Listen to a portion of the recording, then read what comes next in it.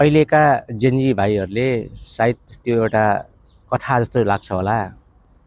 सन्त नेता कृष्णप्रसाद भट्टराईज्यू त्यस्तो राम्रो नेता भए तापनि उहाँले चुनाव हार्नुहुन्थ्यो, किनभने त्यसमा पनि राजनीतिक छिरेको हुन्थ्यो।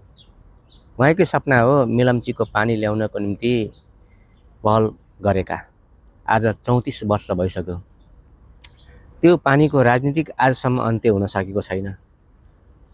त्यही हो 42-43 किलोमिटर सायद होला मेलम्चीबाट काठमाडौँ पानी आउनको लागि।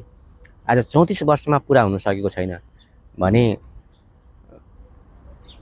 धरानका मेयर हर्क साम्पाङले 3-4 दिन 5 दिन हप्ता दिनमा भनौँ न 42 किलोमिटरको टाढादेखिको पानी ल्याएर धरानवासीलाई खुलाएका थिए भने अब हेर्नुहोस् गर्न र जाँगर भए के हुँदैन भन्ने कुरो यहीँबाट प्रणित हुँदैन र